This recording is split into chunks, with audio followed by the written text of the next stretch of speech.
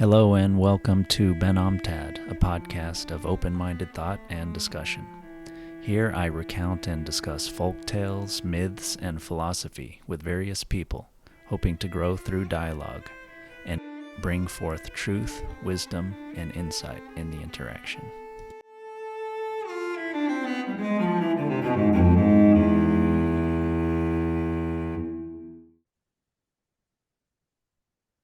Okay, great. Yeah, so I'm with Ian here, and we're going to summarize the Franz Xavier von Schönwerth's story, The King's Bodyguard, and then we'll talk about it. So there was a king that appointed his handsomest soldier as his bodyguard, and he dispatched him to a rich nobleman who had a beautiful daughter that he protected from everyone, telling her, Anna, don't exchange a single word with a soldier. But as things happened to go, the soldier and Anna started talking, and they got in on intimate terms with each other. And the bodyguard asked the nobleman for his daughter's hand. At first, he was furious because Anna was his only daughter, but eventually some time passed and Anna gave birth to a sweet little prince. And so then the nobleman told the guard, you have to reach the top of the mountain made of glass and steal three golden feathers from the dragon, and then you can marry my daughter. So the guard began the long march to the mountain. It took him 3 years in total. In the first year, he went through a kingdom, and the king knew that he was on the way to the dragon, and he told him to ask the dragon about a golden chain that he had lost. And the soldier could not pass through the kingdom until he agreed to that. A year later, he was given another task by another king who had a fig tree that bore no fruit, and he was to ask the dragon why. And then in the third year, he met two ferrymen who wondered how long they would have to keep rowing across the river until the curse on them was lifted. So finally, he reached the glass mountain, and Dragon wasn't home, but Dragon's wife was home. So he told her told her his story, what he's looking for. So she was a little hemming and hawing. She said she's not really supposed to let anyone in the house. Husband's gonna be mad when he gets back. So guard pleaded with her, and she finally let him hide. And when the dragon came home, he ate and he fell asleep. When he was sleeping, the dragon wife pulled a golden feather from his tail, and he woke up. Why'd you give me a shove? Oh, she said, I was just dreaming about a king who lost a golden chain, and he wanted to know where it was. And Dragon said, it's at the bottom of a very dark dungeon. If it stayed there for one more year, it would belong to me. And then he went back to sleep. Wife pulled out a second feather. Why are you pinching me? And she said she was dreaming about a fig tree that doesn't bear fruit. And the dragon said, well, there's a forbidden fruit buried beneath it. With the third feather, she told him about the ferrymen, and he said next time they take someone across the river, they have to shout, we're free. So Bodyguard has the three feathers. He goes back home. After the two rowers brought him back across the river, uh, he told them their solution and he freed them. And then next was the king with the fig tree. Guard told him about that. King rewards him with an army and lots of money. And then a year later, it takes him 3 years to get back to. A year later, he reached the first king who had been looking for his lost chain. And the king start digging in the right place, and he got it.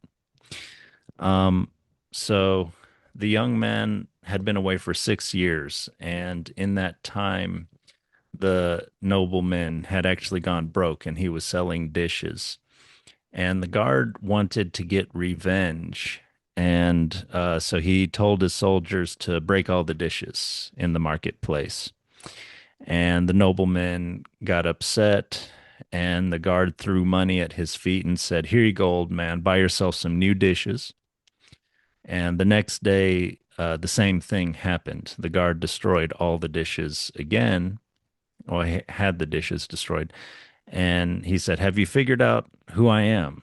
And the nobleman still did not recognize him until the guard showed him the three feathers taken from the dragon. Then the nobleman thanked him and said he was sorry. And now, of course, he was finally willing to let the king's bodyguard marry his daughter. And the nobleman got a good position at court, and everyone lived happily ever after. But the end. Yeah.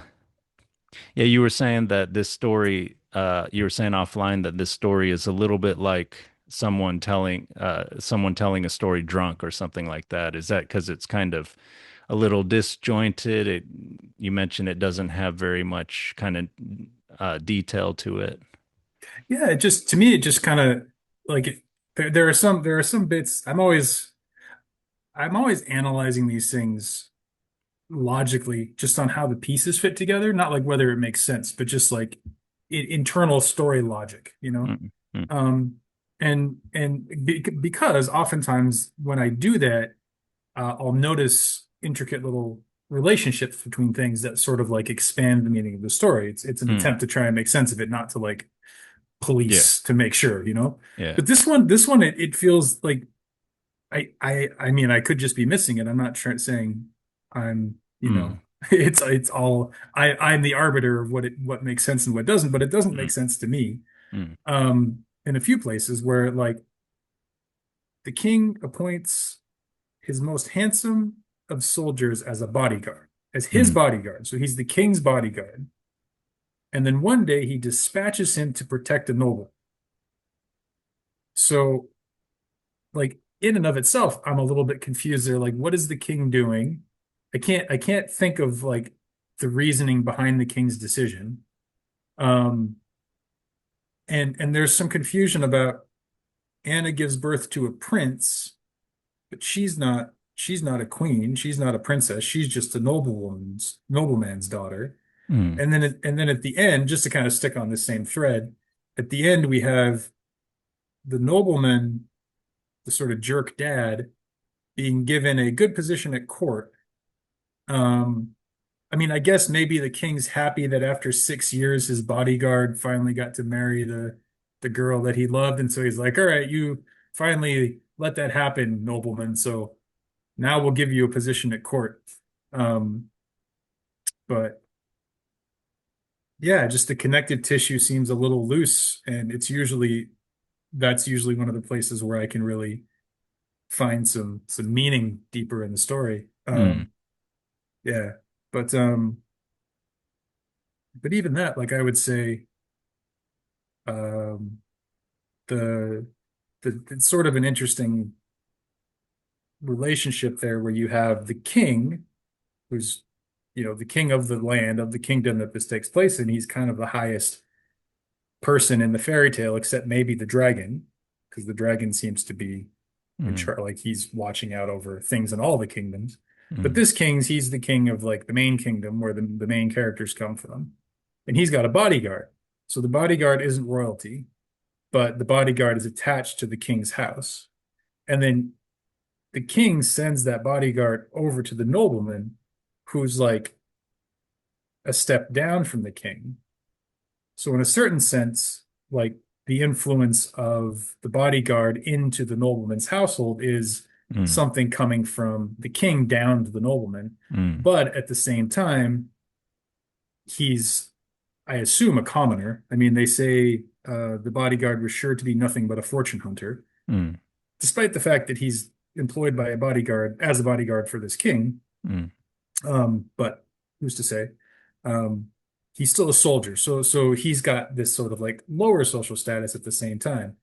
And I was kind of just thinking about that because if you want to take these as like, different parts of the psyche or whatever, or just different things that are in relationship to each other, the thing that does differentiate them here are their social standings. Mm. So you've got like the king and the bodyguard and the nobleman and the nobleman's daughter, and then also the solderness of the bodyguard. Um, and I'm not sure if there's anything sort of conclusions to be drawn from that, but I feel like it kind of paints the nobleman in a bad light in that he's dismissive of this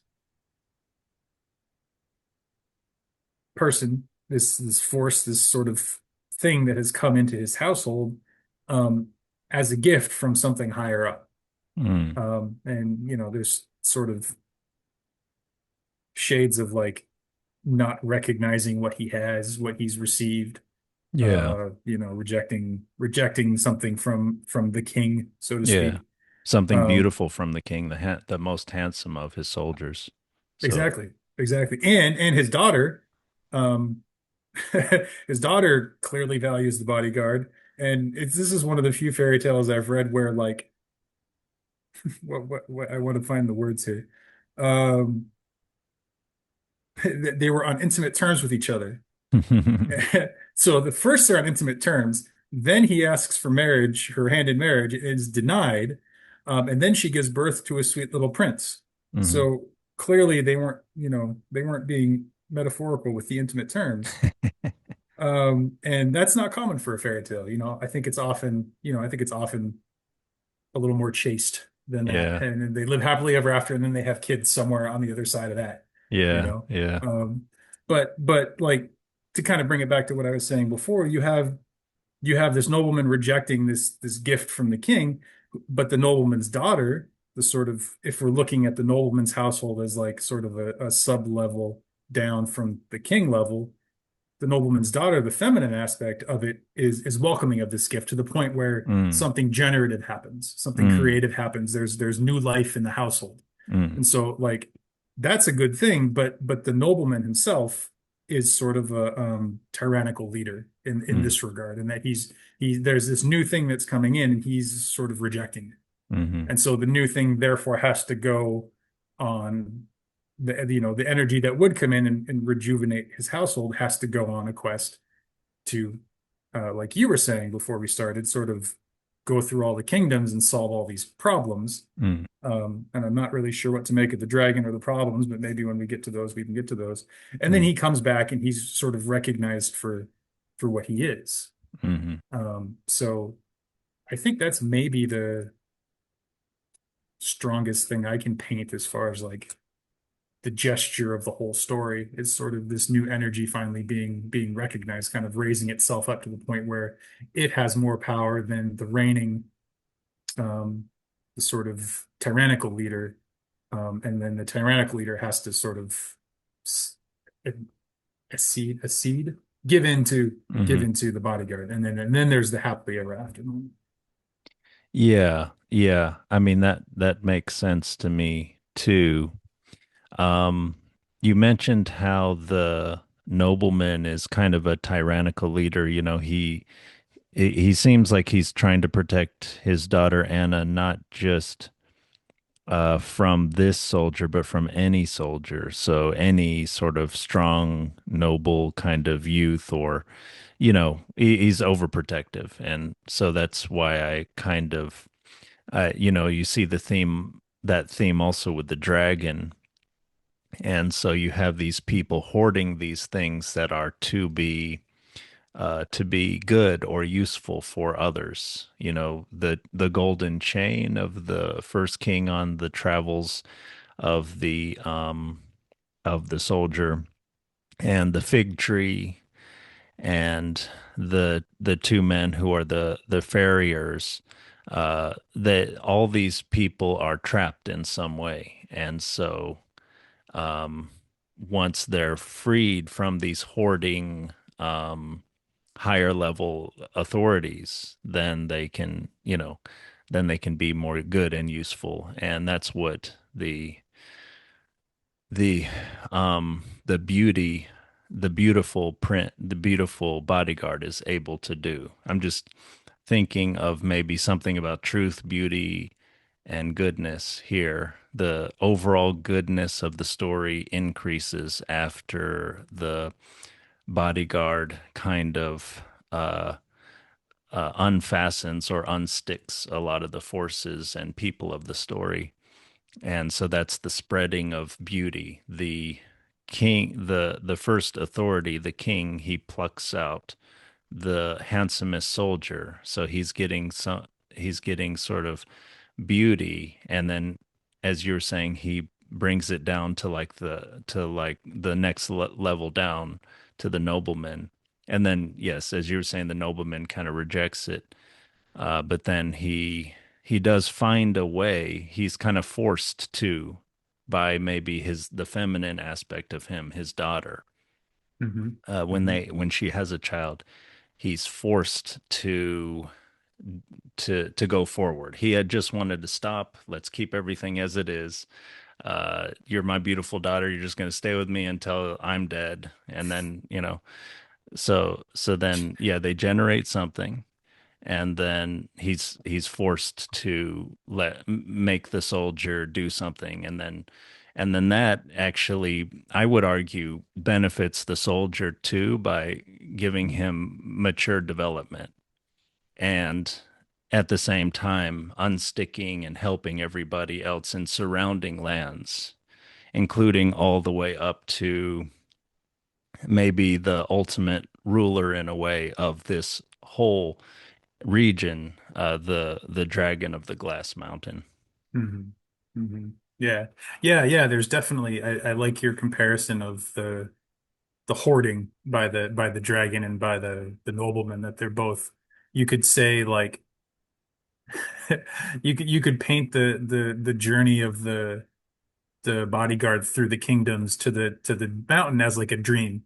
It's very kind of fantastic, and then the dragon becomes this sort of symbolization of the the the nobleman, and the dragon's wife who helps out the bodyguard is sort of like the nobleman's daughter, in I mean in kind of an odd way. Um, father daughter husband wife is not necessarily a good comparison, but dreams are weird.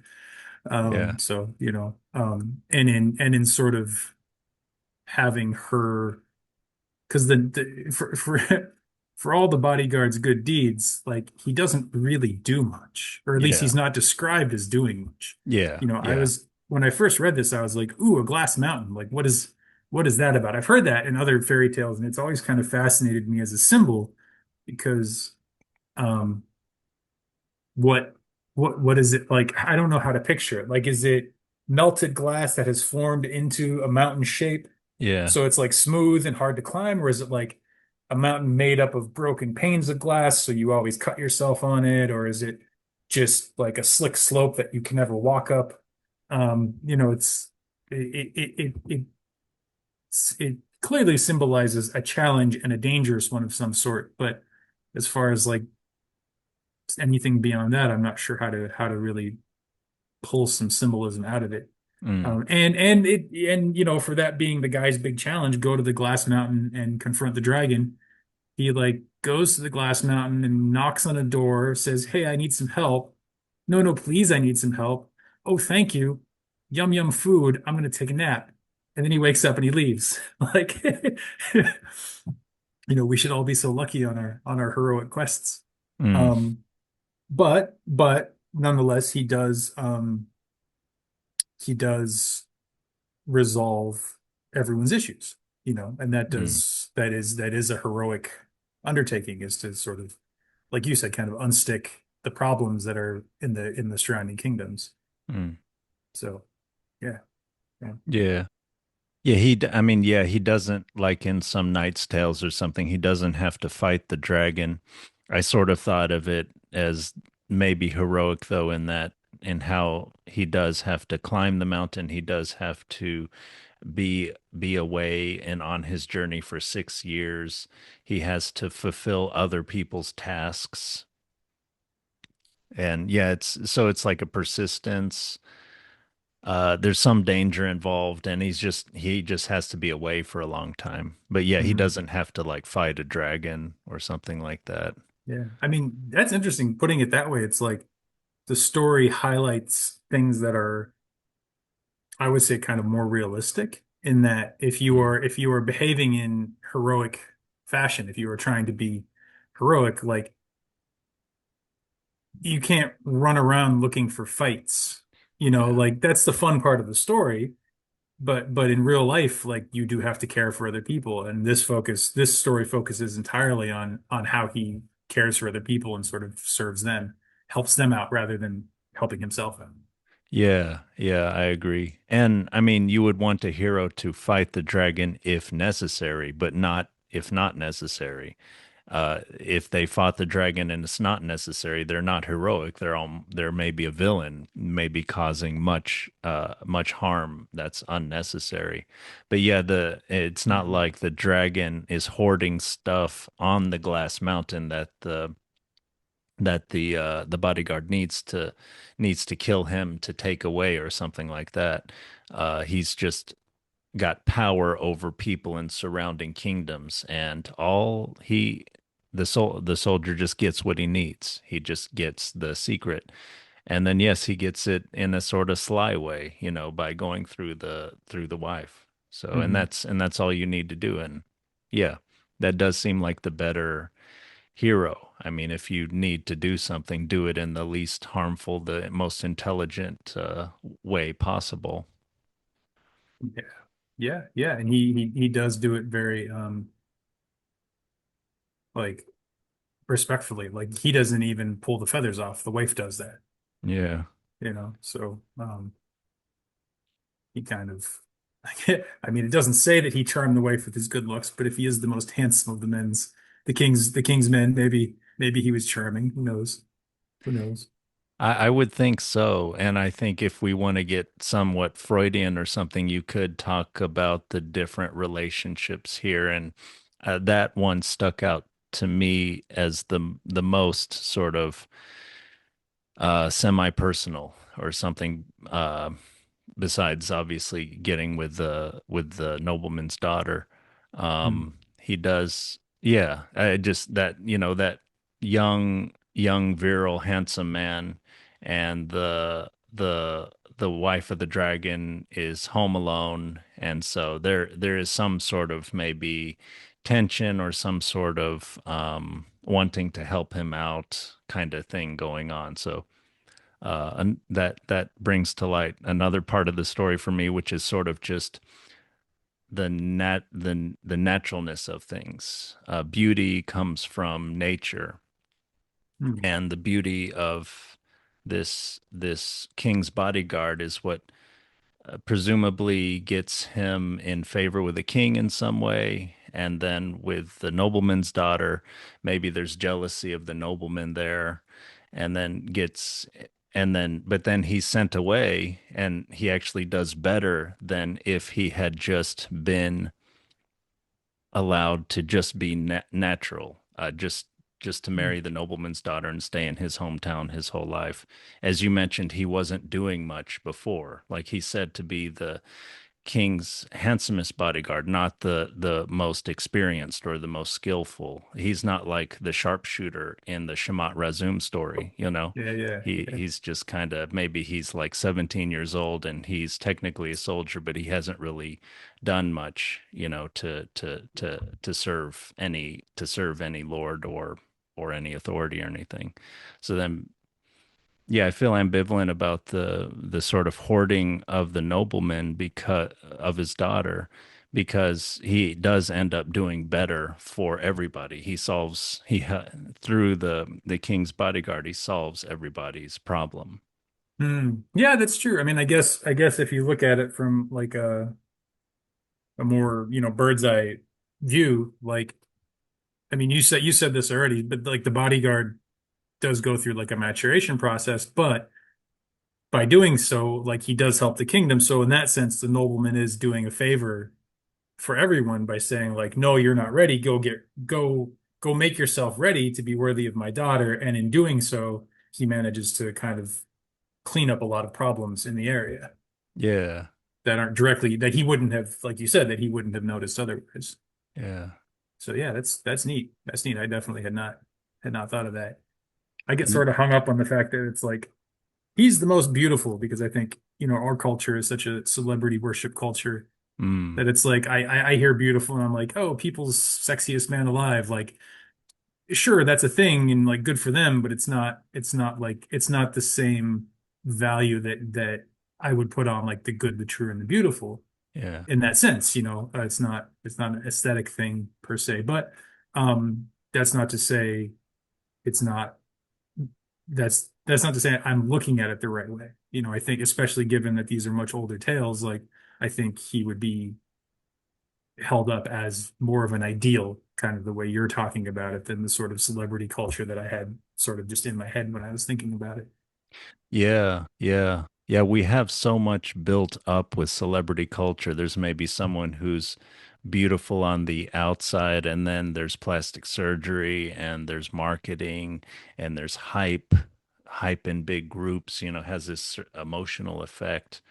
I mean, we're maybe getting away from just a natural beauty that maybe just has an effect on people, and if it's used right, can lead to good relationships and not to too much jealousy and good things.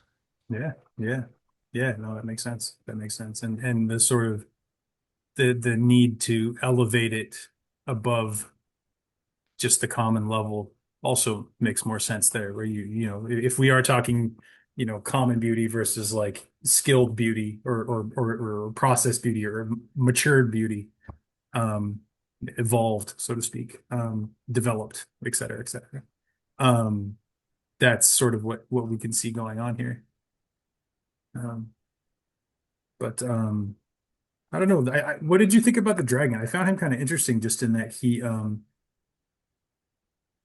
I mean, you're spot on about the Jack and the Beanstalk vibe, but he's just this sort of like grumbly, like apparently he's got golden feathers on his tail, but other than that, there's no description of him at all, other than just calling him a dragon. And he could very easily just be like, go get 3 hairs of a giant, go get, I can't think of anything else off the top of my head, but like there's not a lot of reason for him to be a dragon. But I like the idea of this big house on this mountain with this guy hiding somewhere in the corner and the wife, and then this like big dragon comes in, and I don't know, he's got this kind of S-shaped curve in my head, and Mm, he's sort of like walking around, big arms. I don't know. I don't know where that comes from, but that's just kind of how I'm picturing him. And it's neat to see him. I think it's neat. I think it's neat that he just sort of comes through and has all the answers, and like there's no explanation of why he has the answers, but he's just the place to go when you have a problem. But he doesn't want to give solutions. He just sort of hoards them. I don't know. I don't know if you have anything to say about that. Just him as a figure. mm. Yeah, I mean, yeah, I'm thinking of him in terms of Jack and the Beanstalk, and so you have to make a lot of effort and have faith in well, I guess Jack and the Beanstalk, he has faith when he sacrifices their last possession to get the beans. Hmm. In this story it's a little different because so he is told to do this thing because you will get this if you complete this task. So it's a task, it's less open-ended, it's less based on faith. It's not really based on faith. He has some confidence, some faith in himself and he can go forward, but yeah, it's not exactly the same thing, but I guess making it a dragon, I mean, isn't a dragon on the base level a mysterious being? It's a chimerical beast. It's made of different parts.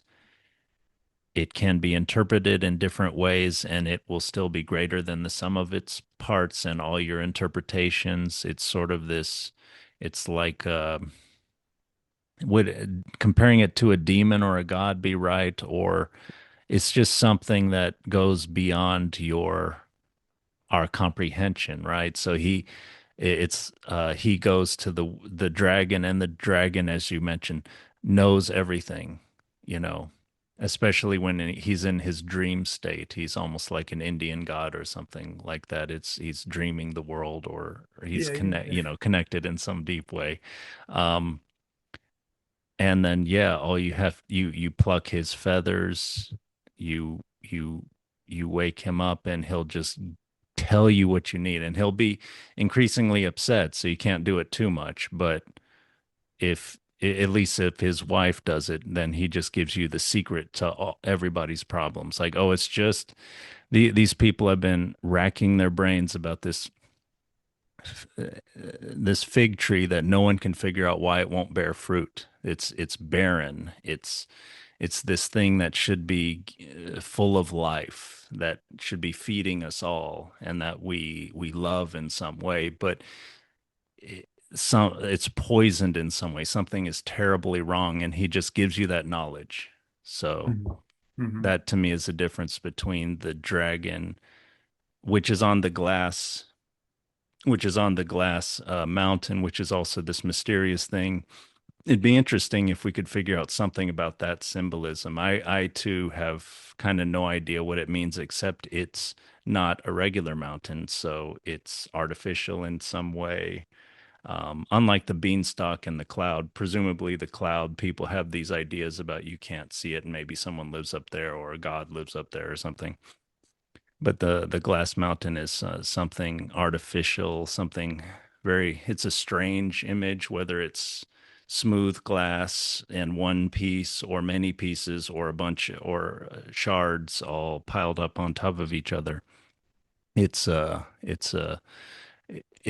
incomprehensible maybe image. I'm just thinking of how the dragon itself is incomprehensible and the source of knowledge. So those Mhm. are the only things that I can come up with about the dragon, like just on first thinking about it. Yeah, no, I like that. I like that. I like you were like comparing it to like a demon or a god, and it had me remember the I think it's a myth from the I don't know if you'd call it a myth actually. It's anthropological work with I think some of the Bushmen in Africa. They would talk about sort of journeying to visit God, to visit like the the main spirit. And the I wish I could remember the source of this or have more details, but this is something I read a long time ago and it's just always stuck with me. Mm, So all I can pull from is like the part that lodged in me. I don't have the data surrounding it. But mm, the part that lodged in me was the story that when you go into the house of God or whatever term they would have used for it, mm. you want to make yourself very small. You want to make yourself very, very small because uh, God is so big and so powerful that if you're not small, you're in danger. And that stuck with me because from at least not to say that I understand it, but the way that it stuck with me was this idea of like, oh, God is this like or divinity or the dragon that has all the answers or the place you go when you're stuck.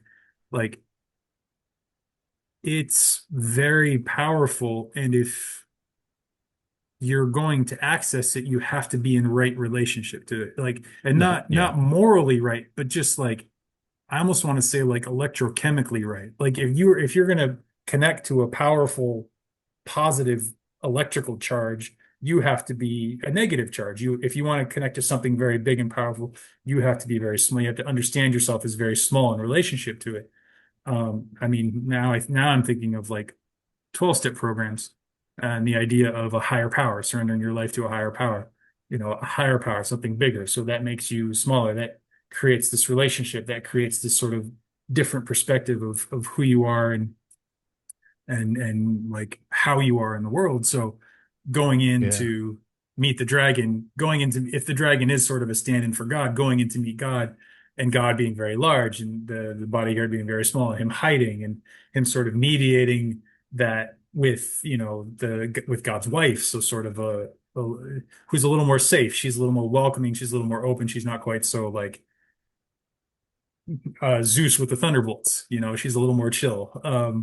So that sort of, and the Glass Mountain too. I mean,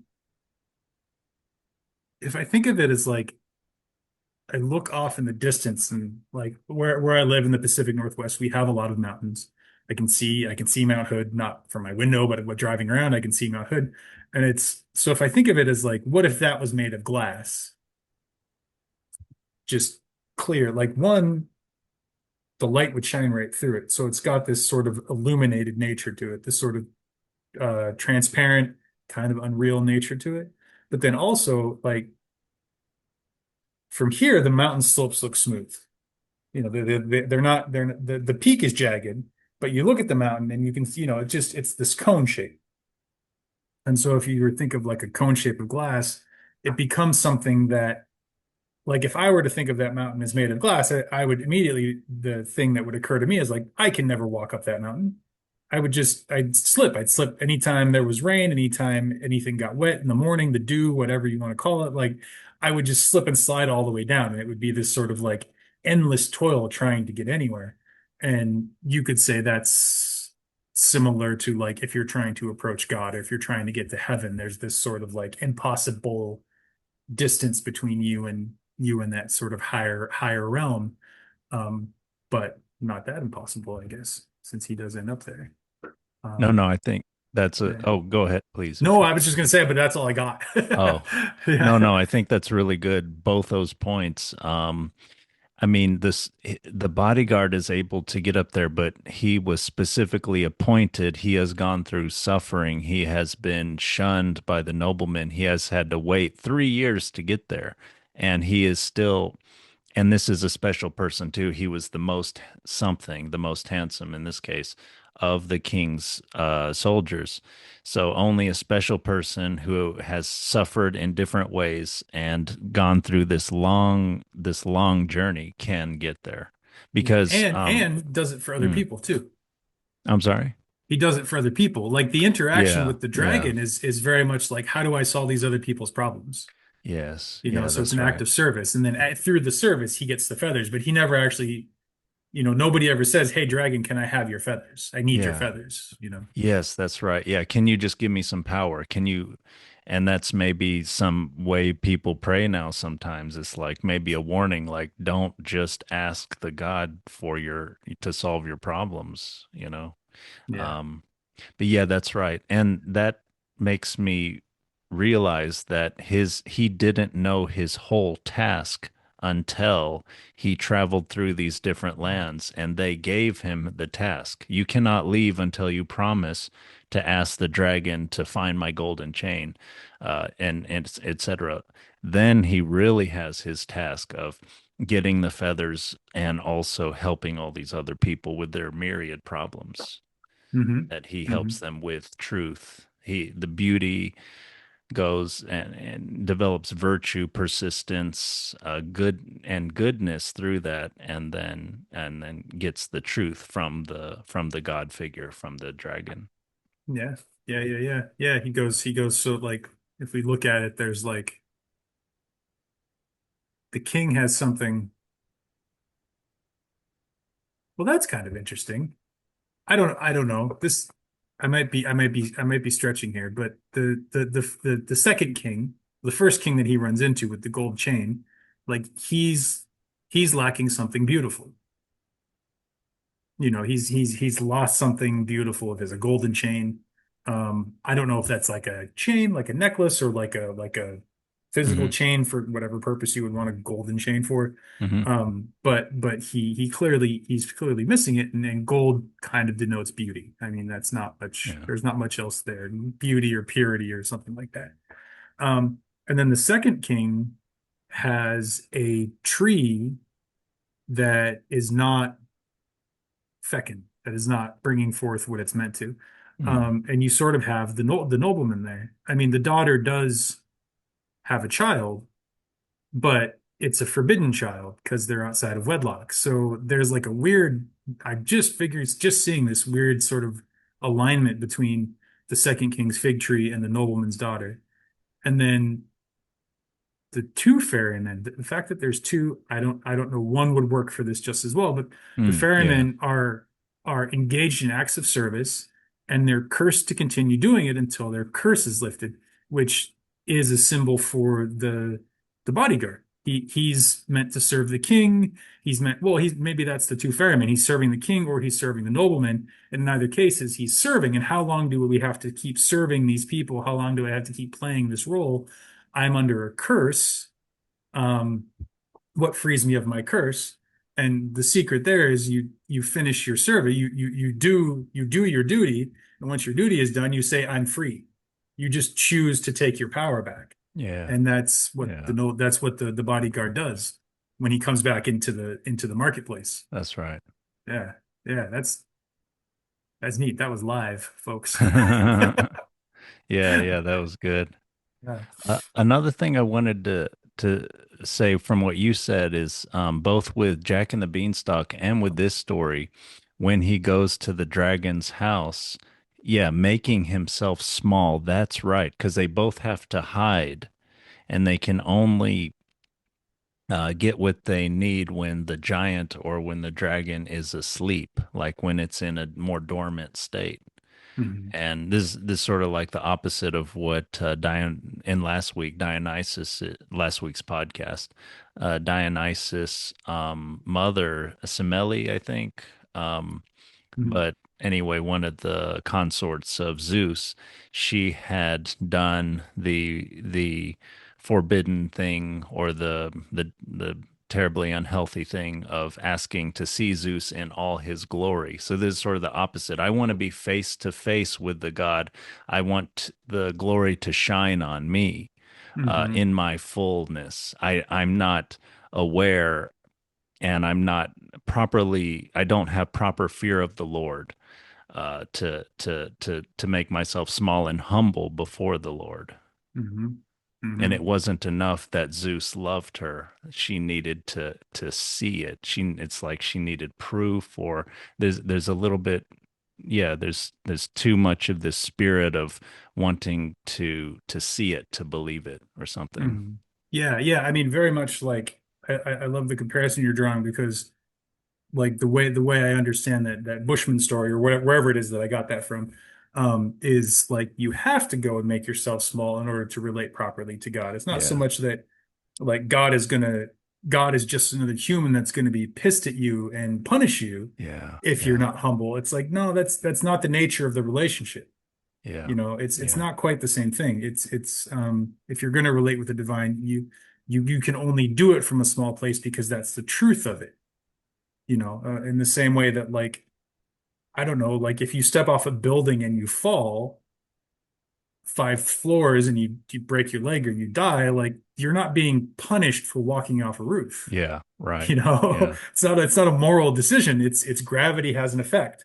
If you recognize that that's going to happen because the earth pulls you in, that's what it does. If you recognize that the divine is very powerful, and if you try and match it, you'll be similated. You know, you'll be toasted. Or in the very least, you'll have your bones ground to make bread to bring Yeah. back, to bring back Jack into it. But instead, in Jack and the Beanstalk in here, it's interesting because he gets there and there is no monstrous divine figure, whatever it is. But the wife is there, so there's this sort of like relational nature is there, but the power isn't there. So Hmm. then the supplicant, the small one, goes and hides or sleeps or whatever, Mm. and but the need, his need is still communicated to the powerful deity Yeah. by the relational elements of the deity. Yeah. So the deity has to be home and in relationship with its relational element. Like the power has to be there in connection, but the power has to be sleeping, has to be quiescent. So you end up with like you can relate you have to have the divine there, but there's also this sort of chain of communication of flow that needs to happen, rather than a direct face-to-face standing up as equals or especially with the Semele and Zeus is like oh well, you don't love me as much as your divine wife, but like prove to me you love me. I mean, that's very much like prove to me we're on the same level. Yeah. And sorry, lady, but he's a god, and I mean it works out well for her in the end, but it's rough for a while. It's rough for a while there. And I don't think we'd all be so lucky. Yeah. As simile, or however you pronounce it. I'm terrible Hmm. with Greek pronunciations. I mean, I don't know. Yeah. Yeah, yeah. But that's cool. That's cool. I had not really put all those pieces together. Yeah, I think that's right. It's a lot of this story is about proper relations. I mean, the king sees something beautiful amongst his soldiers, so he elevates it, brings it close to him. And Mm, then he's a good king, so he passes it on to somebody else. But then that person doesn't know what to do with it. That person is threatened by it and doesn't know how to put two and two together with his beautiful daughter and the bodyguard. So then he sends him away. But I'm still wondering about though his bad act actually does good for everybody else. So there's like some unconscious kind of maybe him following that tradition of sort of the young man needs to prove himself to seek his fortune or whatever needs to prove mhm. himself to before he can be with the daughter is sort of maybe it's like his left brain thinking is actually helping out things there or something, but or following the tradition or something like that. But anyway, yeah, the your Mm. point about a lot of this tale being about true relations, I think that's right. So then the beauty, the soldier goes on through this long journey. He's, he properly goes through the kingdoms. He's not rampaging. He's okay, He's not I'm sneaking. Yeah, yeah, yeah. yeah, So, he meets with the king. Okay, the king needs this. You're traveling through my land to help yourself. You need to do this thing for me. Okay, yes. And then it works out. He goes up to the dragon. Yes, he has proper relations. He doesn't take the feathers outright. He goes through the intercessory of the king's, I mean the dragon's wife and does it the proper way when the dragon's asleep and all that stuff. Yeah, that yeah, seems right. It's about right relations. yeah, yeah. And I like what you're saying about the nobleman. Like what that says to me is like this the sort of the main character here that we're meant to sort of identify with is the bodyguard, right? And so the nobleman is being relatively the bad guy in the story. He is stopping the thing that naturally is already happening since they have a kid. That's not like, oh, I love her, but no, you can never be together. It's like, I love her and we've had sex and she's pregnant and that's my child. Maybe you want to do something about that. I don't know. No, okay. But but we can look at that as like a message for ourselves, like in our own life when something stymies our wishes, when we come up against something that feels like a resistance or a wall. Like that's not to say that the thing that is stopping us is inherently good in and of itself. It's behaving enlightened. It doesn't have to. But if we meet the resistance that it presents, come to some kind of an understanding with it, go on the way, that actually ends up being to our benefit and to the benefit of everything else because we're the ones fulfilling our duty righteously, right, in good spirits, willingly. Yeah. Um, and I think that's something that you can see in a lot of like apocryphal biblical stories. Like if you, Huh. I've heard like, well, I don't know if it's apocryphal per se, but I think it was Borges had a story about, and I think maybe this is in some of the Gnostic books too, but about Judas basically being the um, the best disciple, that he knew that Jesus would have to go through what he would have to go through, and he knew that for him to go through it, he would need to be betrayed. Like he couldn't willingly go. There had to be some kind of a subterfuge for the symbolism of Christ and his activity to actually manifest the way it needed to. There had to be a betrayal, and so the sort of Gnostic underground idea of it being that he willingly did that in order to help Christ fulfill his mission.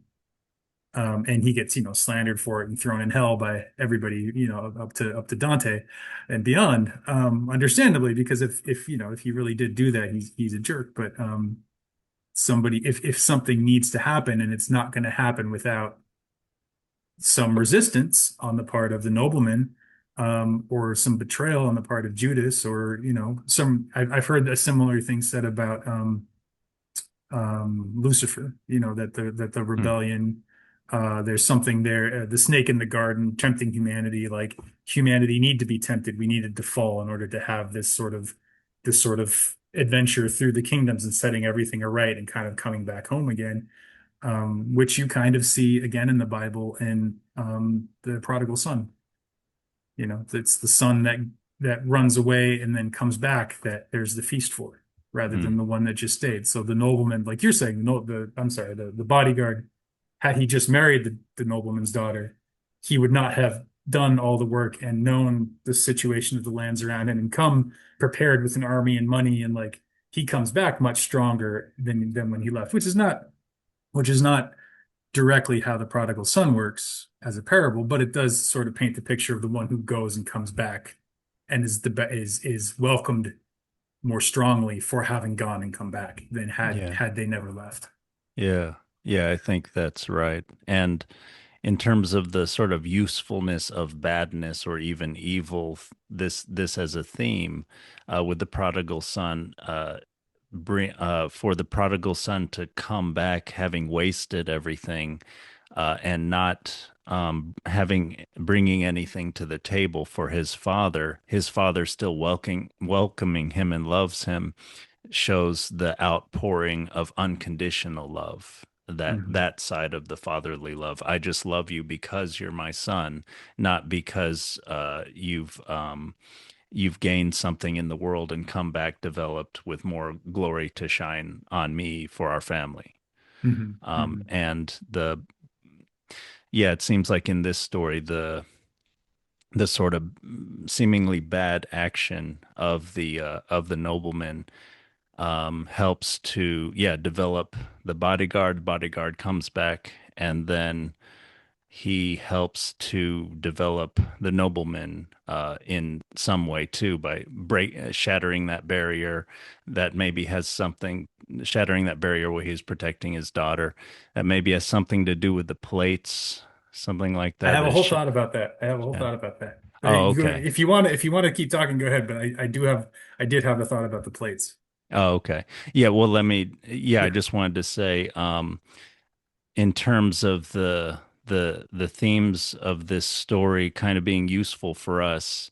Also, I thought, uh, yeah, making yourself small before the divinity or before the cosmos or whatnot, I think that is something that we're really missing. And they talk about that as being part of psychedelic experiences and things, or um, you mentioned AA. Part of its sort of groundingness or something is the relation to the something bigger than yourself, and therefore you are smaller, which I think is a big part of maybe where the healing or the growth in our culture will come from, with just how narcissistic we are. How, you mentioned celebrity being tied up with beauty so much. Um, and the last thing I wanted to mention was, the that relation to the divine and prayer. Um, I thought that maybe sometimes so much of the way we pray is to ask for things to be handed down, and instead of maybe gratitude or proper communion with the divine. Yeah. But those are just the things that I wanted to mention. Yeah. Well, no, I'll start off before I get into the plates thing, which I did have that ahead of time, and I am excited by it because it fits in with some of the other stuff that I didn't have in mind. So it feels better. But I do want to say that the move from asking to expressing gratitude is, I think, a really important one. Whether you're addressing the divine, or you're just working, ritually with spirits, or whatever it is that you're doing. Like if there's no gratitude, you're not in proper relationship. Yeah. There's got to be a give and a take. There's got to be like and besides, if you're always going and you're always saying, I need this, I need this, I need this, like you're so focused on what you don't have, and that just kind of that's bad vibes. Yeah. Don't bring God bad vibes. Um, Yeah. just because like, and not even from a punitive standpoint, but like imagine some friend of yours is always coming around and being like, "Hey, I need this thing. Hey, I need this thing. Hey, I need this thing." Like you'd be like, "Okay, man, it's that guy again. I wish he'd leave me alone."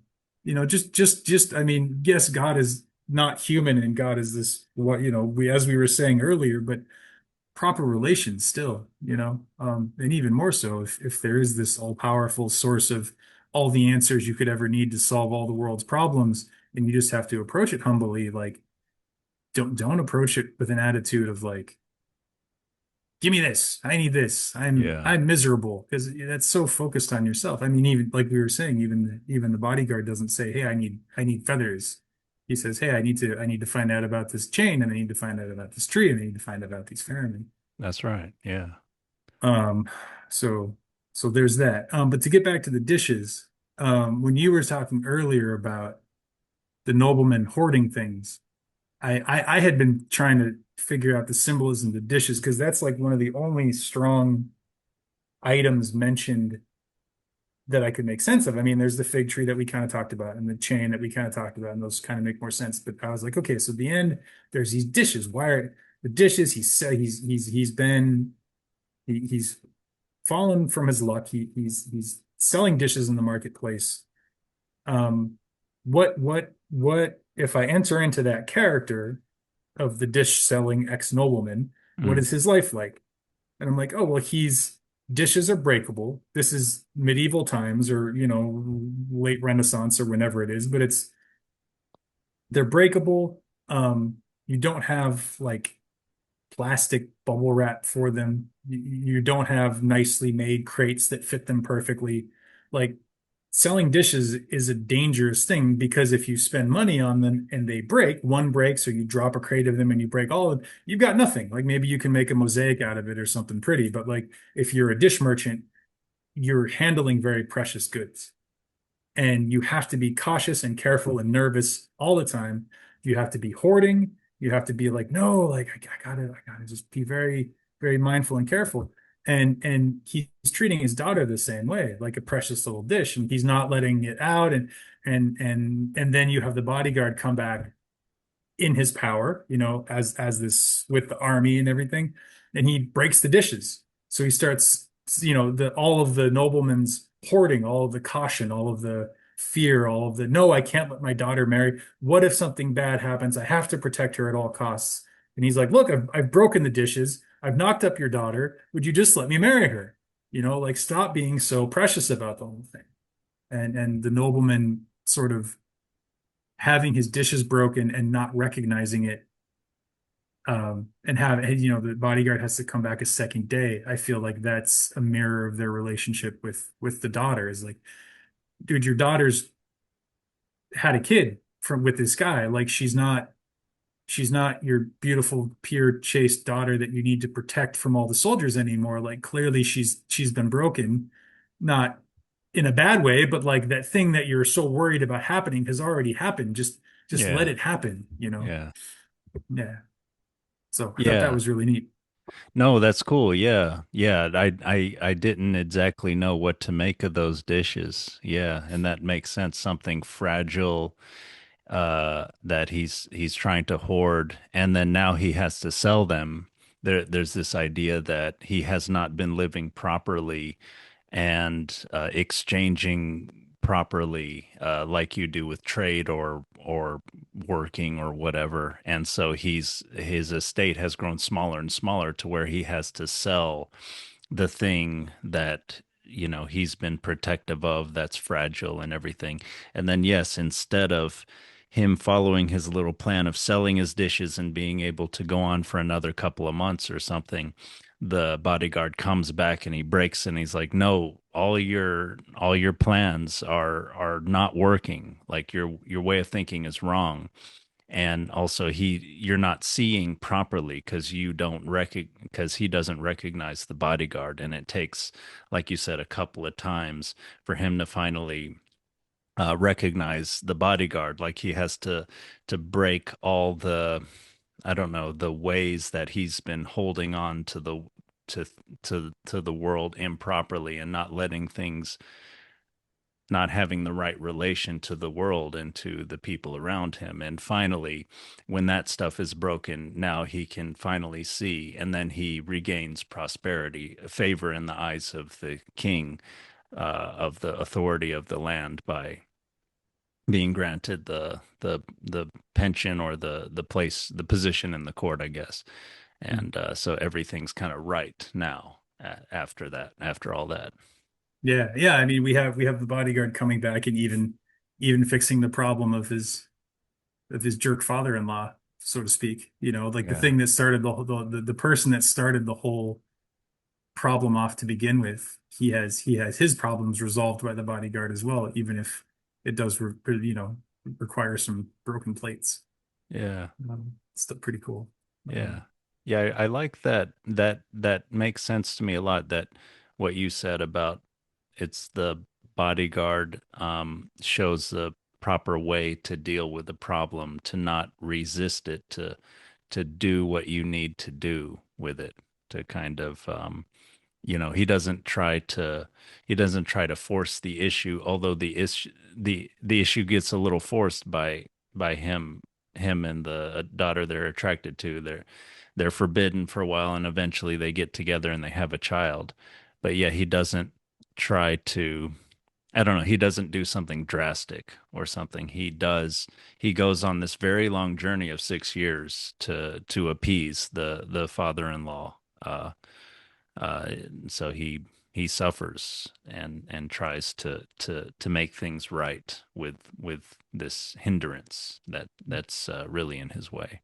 Yeah, yeah, because he could just like abscond with the daughter. They could just run off together, or he could get the king to help him out, maybe, or he could try and circumvent the nobleman's sort of requirements, but he doesn't. He just sort of goes along with them, which is not to say we should always go along with tyrannical leadership, but if we're talking about internally, if there's something inside of you that you were trying to cause, or some sort of union with some part of yourself you're trying to realize, and something is blocking you, like you said, you have to treat that block as part of the journey towards union with the thing you're trying to bring together in yourself. You can't Yeah. push the block aside. You have to, even if it takes 6 years and a long journey, you gotta treat with what's there. You gotta work with what's there. Yeah. Yeah, that sounds right. And even if it's not, you don't view it psychologically, just I'm thinking of the kingdom as a whole, with him working with the nobleman instead, and and sort of appeasing him, doing his task. Then he can come back, and things still aren't right with his way of thinking. Then he can he's now in a position. He's done a lot of good in the world. He's matured and developed and grown a little older, and he can kind of crash those last barriers. And also by waiting, the nobleman is in a better position because he's lost money and status. So he's in a better position to now more humbly accept the reality of his family situation.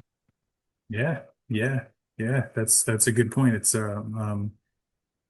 sort of the trustworthy element of reality, in the fact that like this guy lost his station, not so much as punishment, but as a way to prepare him for getting over the places that he's stuck. It's sort of in his own favor, and he's at odds with himself, and so at least in the story, the universe sets it up so that he's able to get that finally broken through, literally. Yeah. Yeah, Yeah, I like that idea that reality kind of teaches you, and hopefully, or reality tries to teach you, and hopefully you learn. yeah, yeah, yeah. I it's a complicated thing because I believe that as a personal view on reality, like that's how I like to look at it when if something negative happens to me, I try to turn it in that perspective. But I also can't say, like if somebody gets cancer or somebody was abused by their father growing up or whatever, that like, oh well, you just have to accept that that's a barrier for you to deal with. Like it doesn't it's a it's an odd thing because I still believe it to be true. I still believe it to be helpful, but it can be very like misused as well for victim blaming and for justifying privilege and things like that. That like is not at all, that's not useful. That's not making good use of this particular mental tool. I think it can be useful even in those kinds of situations, potentially in that like if the person wants to use it that way, they can. But it's never something that I would want to insist somebody else believe. I Yeah. don't always believe it myself. Sometimes I feel very just at odds with, you know, pick something, whatever it is in my life that's bugging me that day. So, um, yeah. Yeah, I agree with that. Yeah, you don't, I mean, so we're partially talking about moral stances and even moral emotions, and those can be used in like an aggressive way. So you want to be careful, like the Jesus quote about looking at the plank in your own eye instead of blaming the chip on someone else's shoulder. I know that's sort of a little bit, there's maybe a little bit different meaning of that, but that reminds me of just how people will use moral emotions or moral stances or lessons to sort of judge others and not work on themselves. And yeah, and Yeah. mm.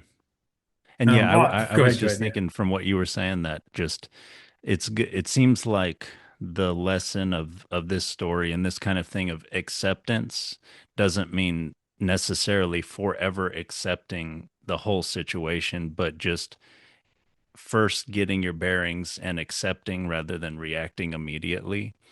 And then you can kind of see what steps might need to be taken. Like, Mhm. should is there a need for justice? Is there a need for to take someone down a peg or something like that? And I sort of think the bodyguard does do that, but at the proper time. And so that seems to be an indication that someone should, yeah, not react and accept how that what is, whether it's there's wrong parts to it or not. And then trying to go forward with wisdom and being willing to really sacrifice time and effort to try to make it right in the right way.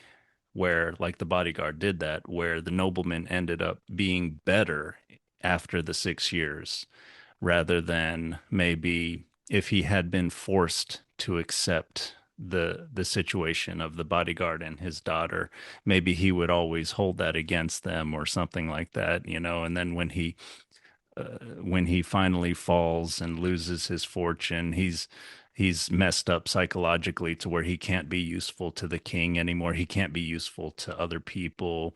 He doesn't have a relationship with his daughter. Her kid doesn't know his grandfather. So like the way the king's bodyguard does it, he does everything's better in the end Mhm. if it's Mhm. possible. It's that seems like a good way to so not react and bring wisdom into it. Yeah. Yeah. I think like obviously we can't always know the perfect moment. I don't mean that you're saying that, but like as a goal, as an ideal to strive for, or in the very least as a reason to consider the situation of everybody that's involved and try, as a way of accepting the situation, like you're saying, that makes a lot of sense just as a personal moral. Which also does, I wanted to say that also does kind of resolve my conundrum I was talking about before about like, well, if reality is kind of trustworthy and bad things are a way of um, sort of helping us prepare or grow or evolve or whatever. Um, that's something that I can use as a personal moral thing for myself.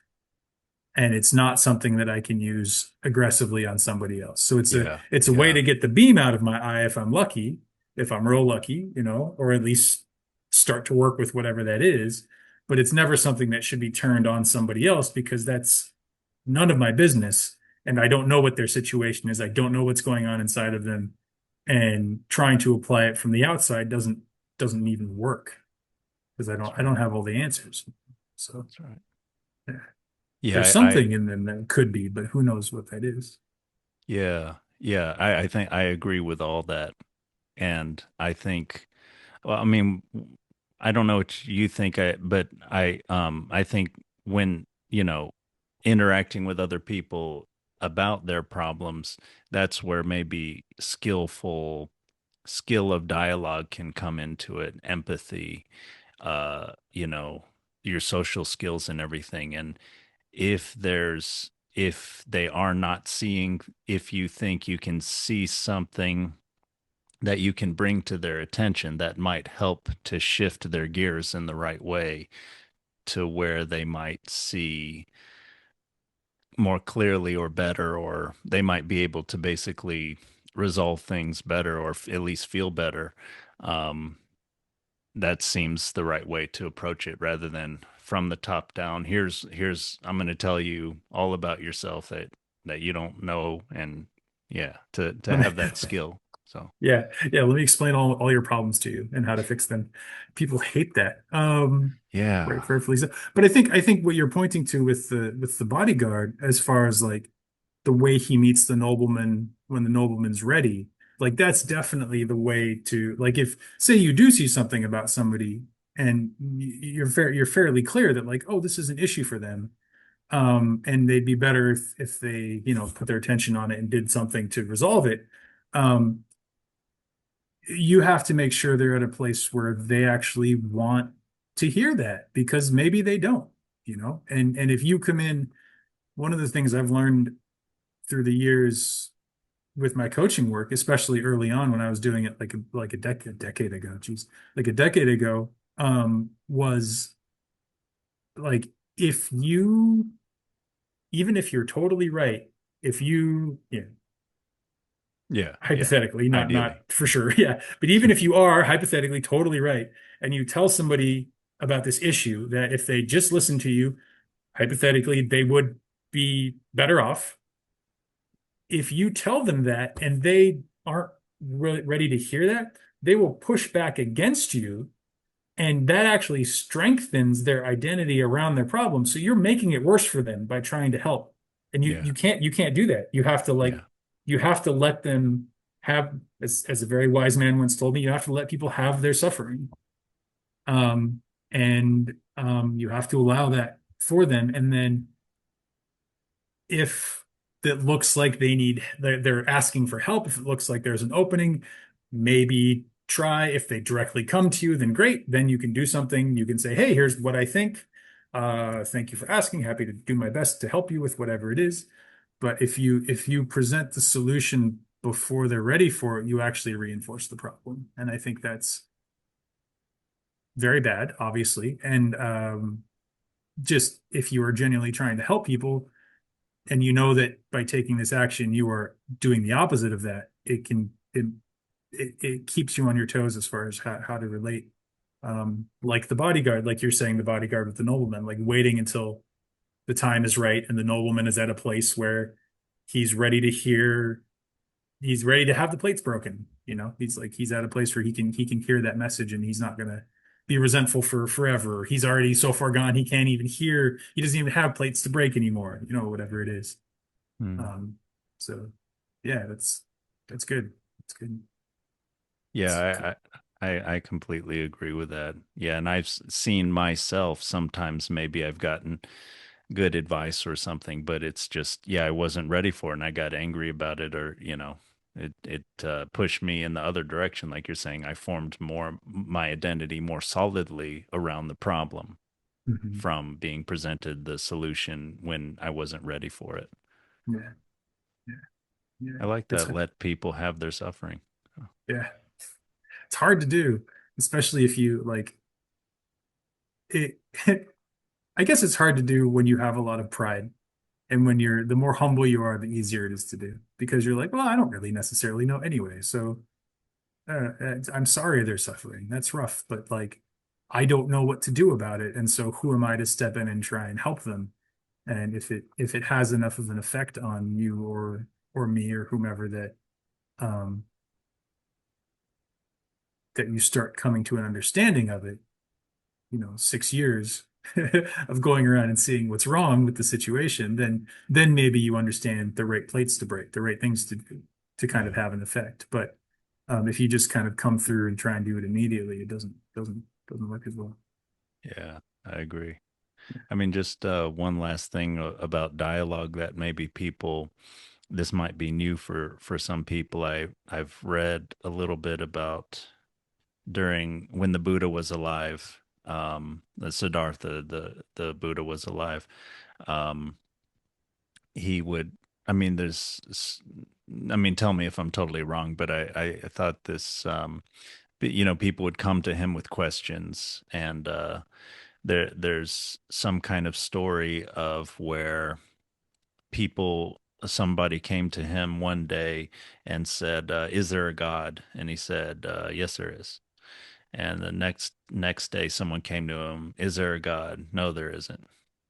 And there was some reactions and everything, but um, there were other times where people came to him and would ask something or want to dialogue, and he would simply be silent.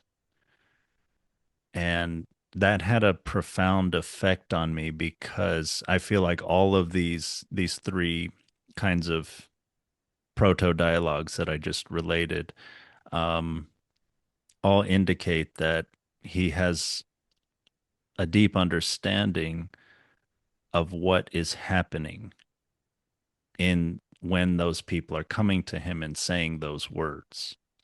Mm. That, I don't know exactly what it is in those situations or in whatever these proto dialogues are indicating, and it's probably multiple things. But in my experience, when people are dialoguing, are coming to someone else saying words, you have to be able to read them and to understand what's going on. And you're not like a book or some kind of electronic book where they say this thing, you have this response that you make to that because you believe this is true about the world. It's more like, I mean, for example, maybe the person in the first thing that I said came to the Buddha, maybe they wanted to know, is there a God? Because, like, I don't really want to take responsibility for my life. I want to know things will kind of work out. And can I just kind of be lazy morally? Like Hmm. maybe he sensed they kind of meant that when they asked.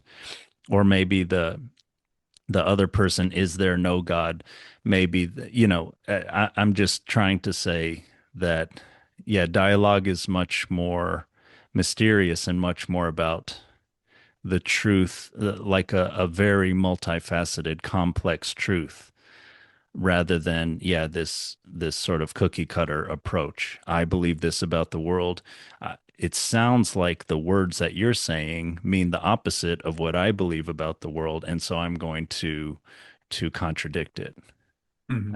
I just think things are much more complex and interesting than that. Yeah, yeah, no, for sure. I think that's developing that level of discernment is what we're talking about as far as the bodyguard coming back and meeting the nobleman at the right time of being able, help people when they're ready.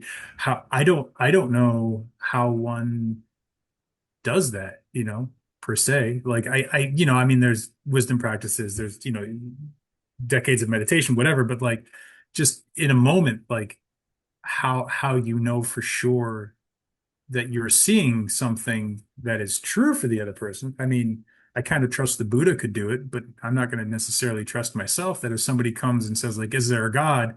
I'll just look at them and be like, yes, they mean they mean they want to be lazy. And so I'm going to say, yes, there is a God and they will punish you if you don't get to work, or whatever, because that's what they need, because somehow I know that's what they need. I think there is a kind of knowing in that sense. I've but I've experienced it sometimes from people, like somebody says something very insightful. It could just be a friend. Like it doesn't have to be some grand enlightened, being. There's just this moment of connection between two people where something insightful Yeah. comes through and hits just right. But how Yeah. to be open to that and how to consciously cultivate that openness so you can provide it for other people at the right time in the right way, and kind of just be a generative force for that in the world. Like that's kind of something I would want to develop in myself before I die. One of my personal goals of being alive, I guess. But I don't know how one would necessarily go about doing that because I feel like there'd have to be some trial and error, but error feels so dangerous when you're talking about reinforcing people's problems if you come at them wrong. So Yeah. it's tricky stuff, man. I don't know. Yeah, it is. I mean, but I think I mean, one thing you can be circumspect, right? Like you can be, you don't have to say, as you're talking, you can read the person as it, you know, and I think we do have to have faith too, right? We have to have some Mhm. kind of confidence, some kind of faith, and just know that, yeah, it's not really up to us. I mean, what they end up doing with their life, whatever. There's a higher power again. Yeah. Yeah, yeah. Yeah. Yeah. It's a good reminder. Yeah. And nothing in life is for sure, right? I mean, you have this common sense, which means I think the all the senses are in balance in the right way, and there's this kind of sixth sense we call common sense that just that's all you can do to approach any situation. You try to, like the Hippocratic Oath supposedly is, do no harm, and then do your best, and other than that, we have no idea how people will respond. I mean, sometimes people do terrible things. Sometimes they impulsively just kill themselves. I mean, you know, but really bad stuff happens, unfortunately. But we just have to go forth and take that hero's journey, or whatever metaphor you want to use. I mean, Yeah. Yeah. In Zen they talk about, and I'm not sure it's quite the same thing, but I love the phrase they talk about stepping off the 10,000 foot pole. So you're on the top of a 10,000 foot pole and you have to like take that. You just have to step off of it. There's nothing you can do. You just have to, you just sort of like there's that faith. You just take that step and you don't know you're stepping into like empty space. You're stepping into something where there's no ground, there's no certainty, but you still have to take an action. So maybe they are yeah, talking about the same thing. yeah, Yeah. stepping off the 10,000-foot pole. So Um, that's kind of, I mean, doesn't Buddhism and I think Eastern philosophy in general, they have an easier time with dealing with just life is full of uncertainty, right? mhm, mhm, mhm. Yeah, I would think so. I mean, Buddha, the Buddha's last words were, um, something like all component things pass away, which is like everything that arises, everything you experience, everything that's a thing is already passing away. Once it's a thing, once it's come into existence, it's going to go out of existence. And that's sort of the core teaching, sort of one of the central tenets of Buddhism is just whatever comes up goes. And so when you have that being, the underlying philosophy or ontology of your culture for millennia, like it does have an effect. And I don't know all the Eastern religions. I'm not, Mm, I certainly can't speak much to Hinduism, but I know Taoism very similar. Just sort of this uncertainty and being able to live with this uncertainty. And whereas I think we're very attracted to that in the West because especially modern times in the West, our cultural tradition is no, you can be very certain of it, and you do it through the scientific method, and you have a hypothesis, and you run experiments, and that's not wrong, but it's incomplete, and we mistake it for like the way everything works. And so there's this draw for something that allows us to have some uncertainty because then there's room to breathe. Yeah. Um, yeah. And even for that science, I think that picture is sort of this scientism that people often use to talk about morality too. And the maybe the new atheists did this some with just how stupid all the religious people are, and they've messed up history and everything. According to Vervaeke, I mean, science doesn't, and we know that scientific truths are tentative, right? We've gone through the history of science long enough to see like these truths that people maybe were so certain about ended up being only partially true or almost the opposite is true or opposite also is true with like quantum mechanics or something like that. So, uh, we and Vervaeke talks about plausibility as really the measure of scientific truth rather than certainty. And of course, he goes all off on how certainty has, I think, like maybe you're indicating, has kind of ruined our culture as because we're looking for certainty all the time and we're never finding it and we're despairing and we're blaming all sorts of things on it for not being certain, and everybody else is stupid, and but I'm alone and I'm just in my mind. And Yeah. Ouch. I I did, Can relate. probably did a little Um, too much there, but no, it's good. It's good. No, not too much. I was thinking, you were talking about certainty, versus what was the other word? plausibility, which I Plausibility. loved hearing that seems right to me. I don't know. Yeah, no, I agree. I agree because it brings in that sort of the thing we're talking about in the East, so like you're not quite sure. It makes things Yeah. more liquid. It makes them more alive. They're not so like solid and immovable and certain. I like that a lot. And I was thinking, certainty, plausibility, and like precision kind of falls in that same area, but then also permanence. And I think we sort of lump them all as if they're the same thing, Mhm. as if you were certain, then you're guaranteed to be precise. And if you're precise, you're guaranteed to be permanent. And that's just the way things always are. And none of that's true. Like you can be precise about something that's plausible, and you can certainly be precise about something that's impermanent. I'm thinking of the Tibetan Buddhist sand mandalas. They tap the little things and they make this beautiful image.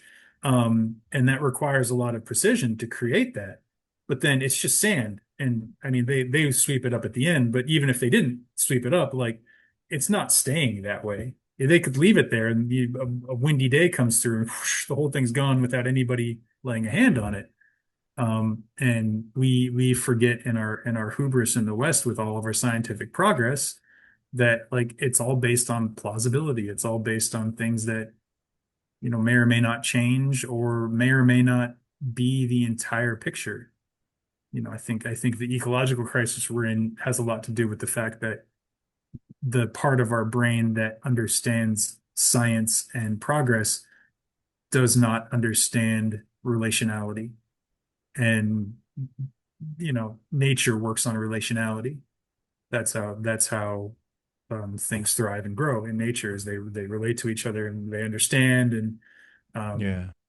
and we forget that because we think we can be so certain and precise and consistent, and unchanging.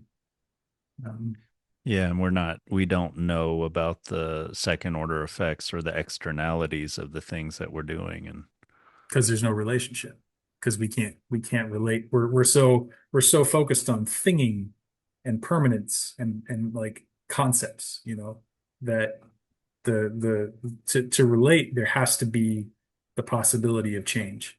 You have to be able to take in new information about something. You can't be certain about what it is, because then you're not relating to the thing. You have a concept that you're relating to in your head, just what the concept is. Uh, I would so say also it's we're focused on problems and problem solving when we're seeing a narrow problem. And often, I'm not saying all things we see as problems are not problems or anything like that, or we should never solve problems. But um Yeah, I think looking at things in terms of narrowly as problems. So this is a problem. We try to solve it, but then we're not net if we're not thinking of the broader implications, the externalities and things, we're literally we're missing the bigger picture, and we could be we could be solving one problem and causing even bigger problems. So Yeah. I've heard once Alan Bloom said this, that one of the biggest difference between modern and ancient thinking is, and this may relate to the meaning crisis, is that ancient thinkers did not think problems were to be solved, but to be managed or to be lived with, or whatever word you want to use.